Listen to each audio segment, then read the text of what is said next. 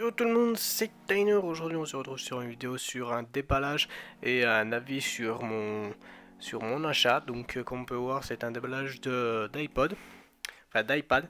Donc c'est l'iPad R2, donc en couleur argent.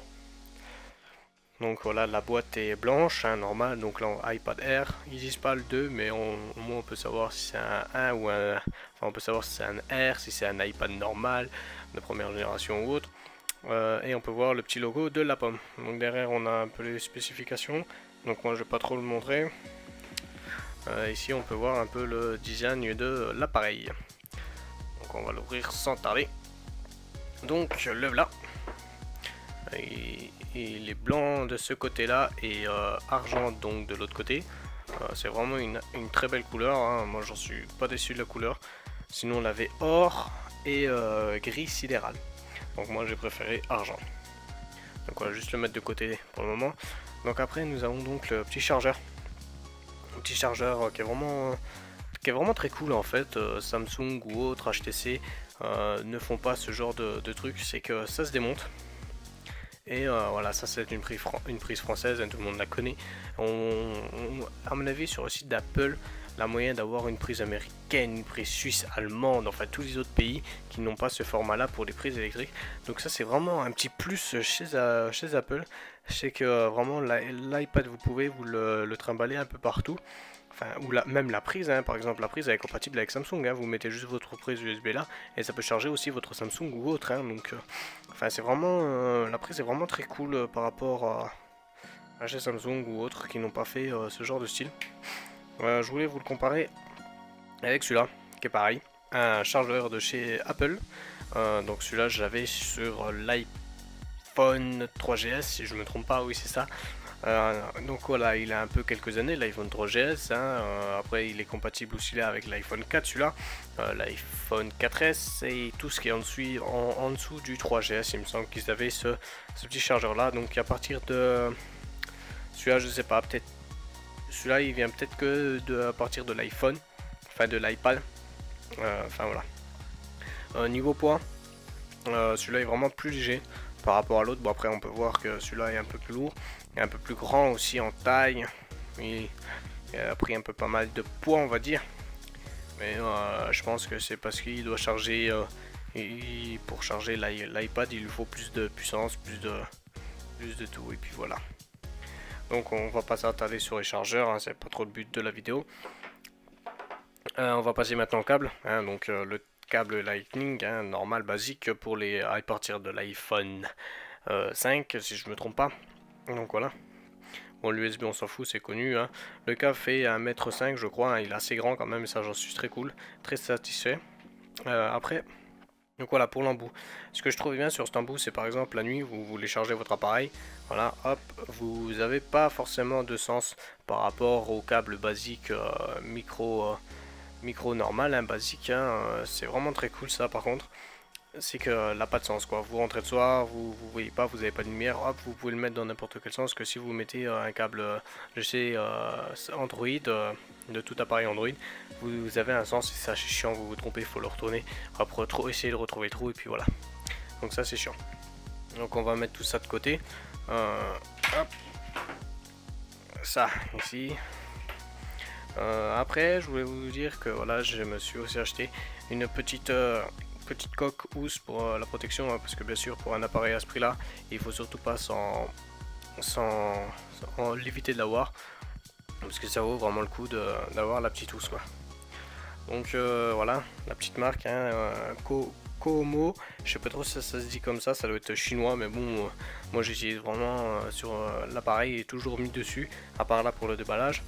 Donc voilà, on peut voir ici le petit 6, je vais vous laisser un petit moment. Voilà. Le seul défaut que je trouve à cette housse ou cette coque, je sais pas trop comment on pourrait la dire. Donc on peut voir là vraiment là par exemple, des sortes de petits morceaux, enfin c'est assez dégueulasse. Ça ramasse pas mal de merde, pas mal de poussière, pas mal de petites miettes de pain par exemple ou autre. Et c'est vraiment con quoi. Bon après, un truc qui est vraiment cool, voilà, l'iPad, on imagine qu'il est là, vous le mettez comme ça, et hop, vous pouvez genre le superposer comme ça. Et ça c'est vraiment très cool quand vous matez des films ou autres, c'est vous n'avez pas de ce problème là. Donc ce que je vais faire, c'est que je vais ranger juste un peu, histoire de dire qu'on se laisse un peu de place avant de passer à l'iPad. Voilà. Donc l'iPad, ouais, comme on peut voir ici, en premier lieu, c'est le Touch ID et la caméra frontale. Donc le Touch ID, j'ai pris vraiment cet iPad là parce qu'il avait le Touch ID. Vous allez dire pourquoi pas l'iPad mini 4, il a aussi l'iPod, le Touch ID, ou d'autres ont le Touch ID. Mais moi je voulais un machin assez performant, un iPad qui pourrait me tenir pas mal d'années, pas mal de temps, que je pourrais le faire souffrir, on va dire souffrir, un peu de tourner H24 pratiquement, sans qu'il me lâche, et puis voilà. Donc moi je voulais de la sécurité de Touch ID, hop, je pose le doigt, ça se déverrouille. Ça c'est vraiment très cool. Il y en a, ils vont dire ouais mais c'est facilement piratable.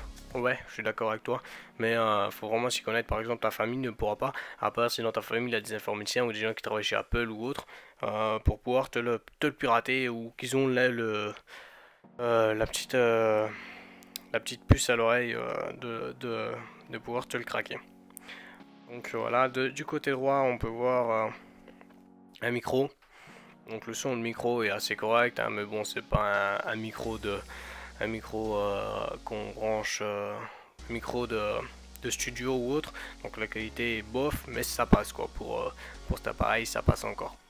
Et nous avons donc les volumes plus moins, donc ce qui est basique hein, bien sûr, mais ils ont enlevé tellement que l'appareil est fin, ils ont enlevé la petite molette là pour mettre le mode silencieux, enfin le mode vibreur ou le mode sonnerie. Je me rappelle sur 3GS ça avait de la petite zapette pour signifier si c'était sonnerie ou vibreur.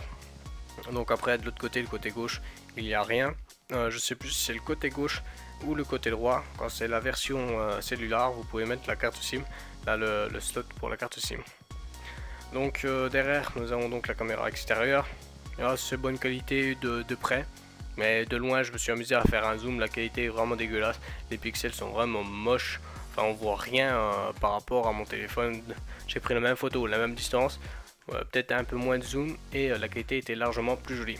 Donc ici je sais pas trop ce que c'est, peut-être un deuxième micro, je sais pas. Donc voilà la prise jack 3.5 et le bouton verrouillage ici.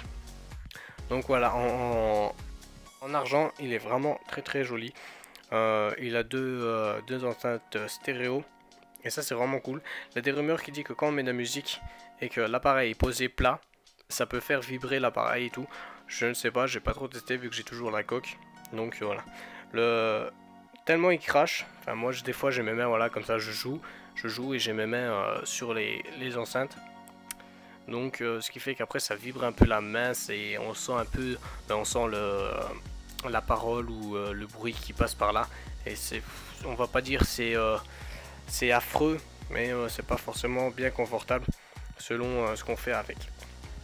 Donc après j'ai pris donc un modèle Wi-Fi parce que je n'ai pas forcément besoin du modèle Wi-Fi plus cellulaire, donc c'est-à-dire avec le 3G et tout ça, parce que je me vois pas avec une tablette de 9,7 pouces à l'oreille et dire ouais allô ça va ou autre. Bon c'est sûr c'est pas mal quand vous êtes dehors en 3G, mais pour passer des coups de fil ou autre c'est con. On a un téléphone, ça c'est faut le voir, c'est une tablette et non un téléphone. Bien sûr, on va dire, moi j'ai catégorise comme ça, on a le smartphone, on a la tablette et après on a l'ordinateur. Les trois ne sont pas forcément pareils, on va pas dire qu'avec son PC on va appeler, voilà. Donc je sais pas trop si vous voyez un peu la métaphore, mais voilà, c'est une tablette, c'est fait pour tabletter, non je rigole, c'est vraiment pour faire pas mal de petits trucs et j'en suis pas déçu depuis que je l'ai. Donc la seule erreur que j'ai fait avec cet iPad, c'est que j'ai pris en version 16 Go. Alors pour ceux qui doivent acheter un iPad ou tout autre appareil, prenez 64 voire 32 si possible, parce que 16 Go ça se remplit vraiment rapidement. Là j'ai dû supprimer quelques applications en moins pour pouvoir mettre des applications qui prenaient du poids. Et voilà, maintenant le machin est presque vide, il n'a plus que pratiquement deux grosses applications et tout le reste c'est ceux d'Apple ou des trucs comme ça. Et ça c'est vraiment dommage. Après de haut en bas, donc il fait 240 mm, donc ça va, c'est assez correct, hein. Bon on sent qu'il est grand par rapport à un smartphone. Après de droite à gauche il fait 169 De droite à gauche, il fait donc 169,5 mm. Comme je vous ai dit, l'épaisseur est donc de 6,1 mm. Donc ça passe, c'est correct. Après, le poids est de 437 d'après le site d'Apple. C'est vrai qu'elle est assez légère. Quand j'y mets par contre sa coque, on peut sentir qu'il y a quelques grammes en plus, quelques centigrammes même. On peut voir un peu la différence. Donc il a un écran Retina de 9,7 pouces d'une résolution de 2048 x 1536 pixels. Donc c'est vrai que c'est assez beau, la qualité est assez beau. À 264 ppp, donc je sais pas trop ce que signifie les ppp. Mais voilà, l'écran est vraiment très joli. En plus c'est un écran Retina quoi. Donc c'est vraiment il est vraiment beau l'écran. Apple dit qu'il est anti-reflet, donc je sais pas trop ce qu'ils appellent l'anti-reflet parce que là normalement si vous pourrez bien regarder, on me voit à travers l'écran, on peut voir que je vous fais coucou. Donc voilà, on peut voir pas mal de reflets, on peut voir même les traces de doigts. Donc voilà, l'anti-reflet je sais pas trop, peut-être à propos du quand le soleil tape dedans, je sais pas.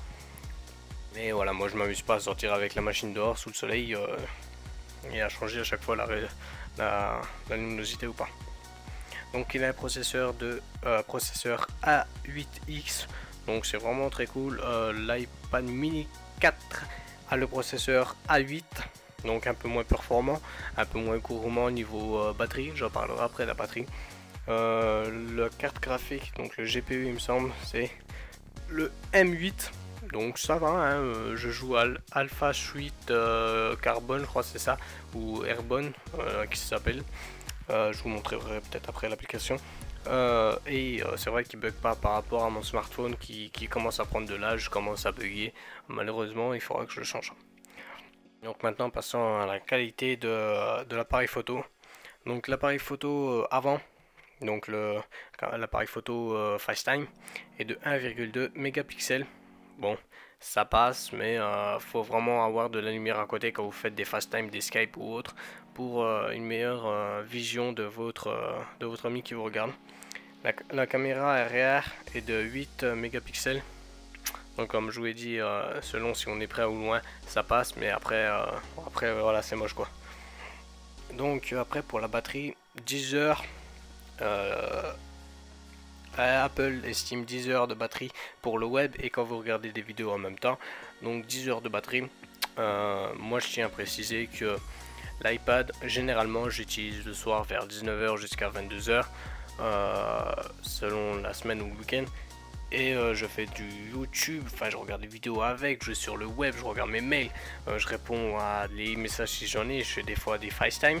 Et des fois, l'appareil il me faut pratiquement 3-4 jours pour qu'il soit vraiment à zéro.